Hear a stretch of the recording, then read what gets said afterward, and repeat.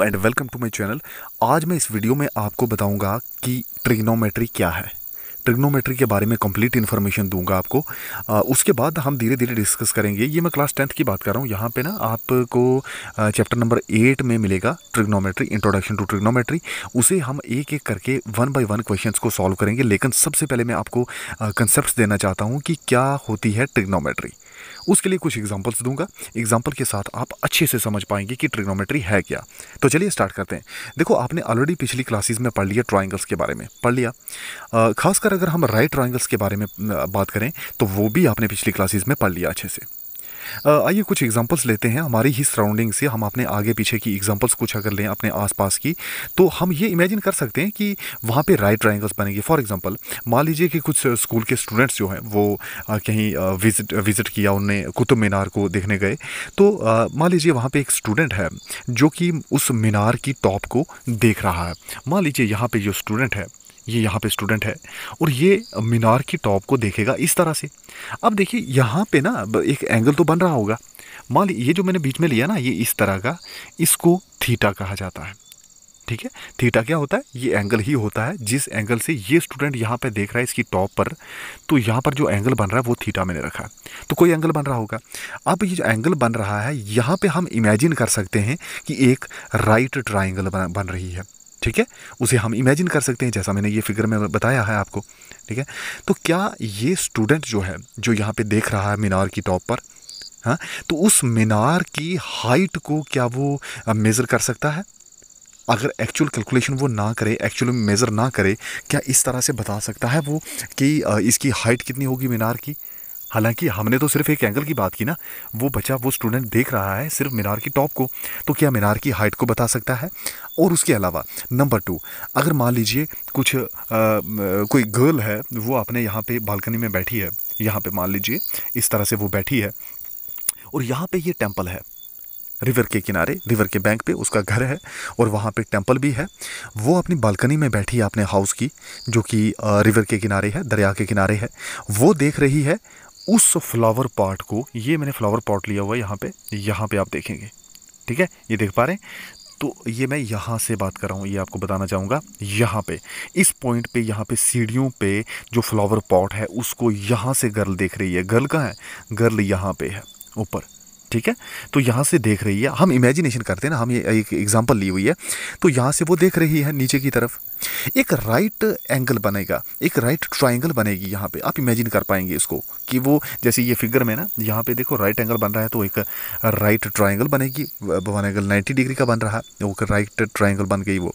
ठीक है, एक साइड घर जिसमें बालकनी में गर्ल बैठी है और दूसरी तरफ मंदिर है और बीच में दरिया जा रहा है। ठीक है, तो क्या उस दरिया की विड्थ आप निकाल सकते हो? यानी कुल मिला के आप ये कह सकते हो कि उस बिल्डिंग से मंदिर में जो वो पॉट रखा गया है सीढ़ियों पर, उस तक का डिस्टेंस निकाल सकते हो। वही तो रिवर होगा ना, वही रिवर के बैंक पे है, तो वो जो है वो आप डिस्टेंस निकाल सकते हो, इमेजिनेशन करें। तो ये नंबर 2 एग्जांपल।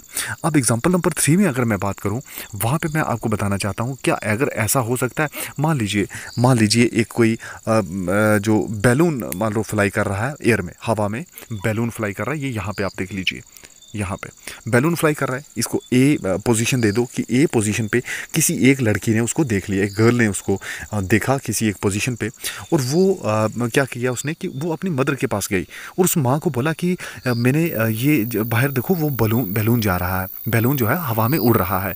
जब उसकी मम्मा दौड़ के आई, उसकी मदर जो है वो दौड़ के आई, वो भी देखने के लिए कि मैं भी देखूँ कि जो बैलून है वो किस तरह से मूव कर रहा है एयर में। हाँ, तो जब वो आई बाहर देखने के लिए, तो उस बैलून की पोजीशन जो है वो यहाँ पे थी, सॉरी यहाँ पे थी, ये वाला बी पॉइंट पे। ये मैंने बी पॉइंट लिया हुआ है, आप ये देख लीजिए इसको, ये वाला। तो इस पोजीशन पे थी ये पोजीशन थी उस बैलून की जब उसकी मदर ने आके देखा। हाँ, ऐसा हो सकता है ना, क्योंकि एयर हवा चल रही है और वो मोशन में है बैलून, तो वो उसने पोजीशन अपनी चेंज कर दी। जब उन दोनों ने देखा, यहाँ से देखा होगा, यहाँ से हैं, यहाँ से देखा ना दोनों ने। जब इन्होंने देखा, सबसे पहले जब देखा था इस गर्ल ने, यहाँ पे देखा था उसको। जब दोबारा आए तब मोशन में हो गया, वो मोशन करके अपनी पोजीशन चेंज करके यहाँ पहुँच गया बैलून। हाँ, तो यहाँ पे डिफरेंट सिचुएशन में राइट ट्रायंगल बन रही है, राइट ट्रायंगल बन रही है। बिल्कुल, ऐसे केसेस में अगर मैं आपको कहूँ कि ग्राउंड से लेकर अब इस पोजीशन पर जहाँ पे अब बैलून है, कितनी हाइट पे है वो, क्या बता सकते हैं? इन सब सिचुएशन में जो कि मैंने अभी बताई आपको 3 की 3 कंडीशंस, इन सब में जो डिस्टेंस है, जो हाइट है, उसको आप कुछ मैथमेटिकल टेक्निक्स का यूज़ करके जो है ना निकाल सकते हो। ये टेक्निक्स जो हैं ये एक मैथमेटिकल की ब्रांच के अंडर आती हैं। उस मैथमेटिकल ब्रांच का नाम है ट्रिग्नोमेट्री। पता चला ट्रिग्नोमेट्री क्या होती है? एक्चुअल में ये जो वर्ड ट्रिग्नोमेट्री है ना, ये ट्रिग्नोमेट्री वर्ड जो है ये डिराइव किया गया है ग्रीक वर्ड से। ग्रीक वर्ड कौन सा? ग्रीक वर्ड है ट्राई। ट्राई का मतलब होता है 3, गोन का मतलब होता है एंगल, और मेट्रोन का मतलब क्या होता है? मेजरमेंट। 3 एंगल की मेजरमेंट करना यानी ट्रायंगल्स को मेजर करना।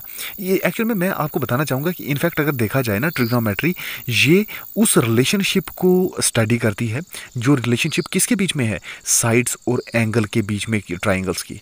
ट्रायंगल्स के साइड्स और एंगल के बीच में जो रिलेशनशिप है उसको ये स्टडी करती है ट्रिग्नोमेट्री।